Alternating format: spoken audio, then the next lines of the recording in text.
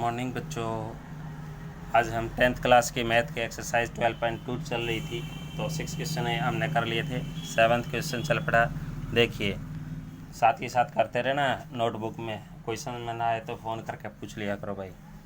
त्रिज्या दी है, यानी त्रिज्या 12 सेंटीमीटर यानी रेडियस दी है 12 सेंटीमीटर है वाले एक वृत्त की कोई जीवा केंद्र पर कहता है कि कोई ये वृत्त है और ये केंद्र के ऊपर कितने डिग्री का कोण बनाती है? 120 डिग्री का। कितने का है भाई? 120 डिग्री का। ठीक है, तो AOB ठीक है 120 डिग्री बनाती है। तो देखो थीटा दे दिया 120 डिग्री। उसके बाद क्या दिया है कि संगत वृत्तखंड का क्षेत्रफल ज्ञात कीजिए। किसका निकालना है?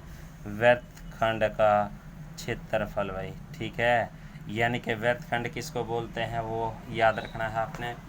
ठीक है नहीं, यानी सेगमेंट का। तो संगत सेगमेंट का क्षेत्रफल निकालना है, तो इस प्रकार निकाल लिया और ये इसका निकालना है। तो अब आपको पता चल गया कैसे निकालते हैं। थीटा का मान इसने कहा, पाई का मान कहा है कि 3.14 लेना है और √3 की वैल्यू 1.73 लेनी है। देखिए वृत्तखंड का क्षेत्रफल कैसे निकालते हैं। तो वृत्तखंड होता है भाई APB ये वाला। ठीक है, तो देखो वृत्तखंड यानी कि सेगमेंट कहता है कि ABP का क्षेत्रफल भाई। ठीक है, तो क्या आ जाएगा? देखो ये पूरा क्या था? सेक्टर। ठीक है, क्या था? सेक्टर। ठीक है, त्रिज्याखंड। तो कहता है कि त्रिज्याखंड यानी सेक्टर। ठीक है, AOB का एरिया का क्षेत्रफल भाई। उसमें से क्या घटाना है? Minus area of triangle AOB भाई। ठीक है, यानी कि त्रिभुज क्या आ जाएगा? AOB का क्षेत्रफल भाई। ठीक है, तो देखो कैसे घटाते हैं। त्रिज्याखंड का थीटा बटे 360 पाई r स्क्वायर भाई, माइनस त्रिभुज का क्षेत्रफल। अब देखो भाई √3/4 a स्क्वायर भाई। ठीक है, तो देखो थीटा कितना है? 120/360। पाई का मान इसने बताया था 3.14। रेडियस दी है 12 गुणा में 12 माइनस √3 और क्या आएगा 4 और a का स्क्वायर यानी a कितनी है? 12 गुणा में 12 भाई। ठीक है, अब देखो यानी कि 12 × 36 3 चौक 12 भाई, 12 चौक 48। ठीक है, 48 की इससे गुणा कर लो भाई बस में। तो माइनस का देखो 4 × 12 12 × 36 और √3 की वैल्यू दी थी 1.73। तो इसकी गुणा करके घटा लेना भाई, जो आ जाए वो आ जाएगा। ठीक है, अगला क्वेश्चन देखिए। 15 सेंटीमीटर भुजा वाले एक वर्गाकार घास के यानी कि कोई वर्गाकार घास का मैदान है, यानी कि कोई स्क्वायर टाइप है भाई। ये स्क्वायर टाइप है। ठीक है, तो ये स्क्वायर टाइप है जिसकी भुजा दी है उसने 15 सेंटीमीटर। 15 सेंटीमीटर ये है, 15 सेंटीमीटर ये है। ठीक है, तो अब देखो कहता है कि एक खुट्टे के ऊपर यानी कि एक पैग होगा उसके ऊपर बांध दिया घोड़े को भाई। ठीक है, जिसकी 5 मीटर कहता है कि यहाँ से यहाँ तक की 5 मीटर की रस्सी है, तो घोड़ा इस प्रकार इसके ऊपर चढ़ सकता है। तो देखो ये एक क्या हो गया, यानी कि ये एक क्या हो गया? सेक्टर हो गया। ठीक है, तो सेक्टर हो गया तो एंगल कितना का आ गया? 90 डिग्री, क्योंकि स्क्वायर है। तो देखो भाई क्या आ जाएगा? रेडियस क्या आ गई? 5 मीटर। ठीक है, सॉरी से तो ये 15 मीटर ही होगा भाई। ठीक है ना, ये गलत लिखा हुआ है, तो 15 मीटर ही है। तो रेडियस दे दी 5 मीटर, थीटा दे दिया 90 डिग्री। ठीक है, तो देखो घोड़ा जो है, घोड़ा कितने मैदान में, कितने क्षेत्र में कहता है कि घोड़ा घास चर सकता है। तो घोड़ा घास चर सकने वाला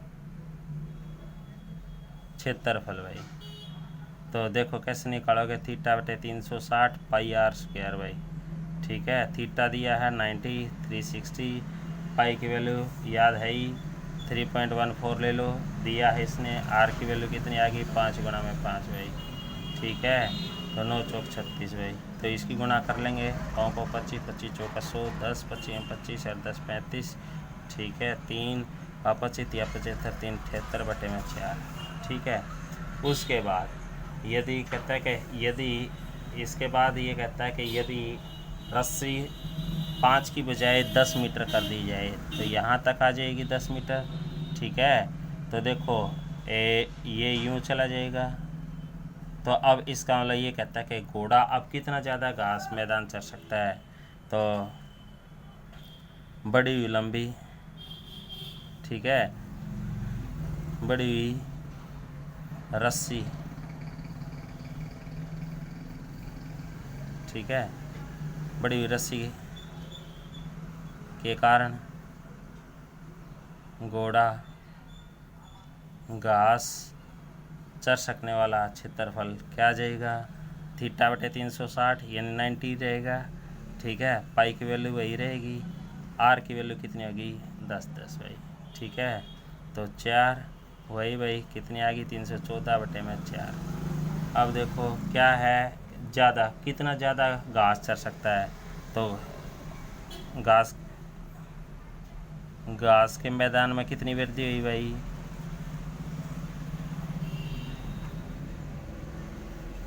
चरने वाले घास में।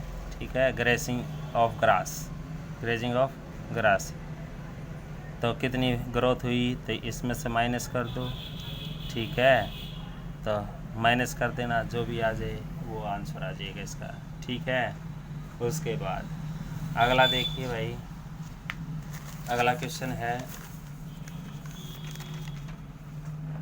9th का। एक वृत्ताकार ब्रुच दिया है, क्या दिया है, वृत्ताकार ब्रुच है।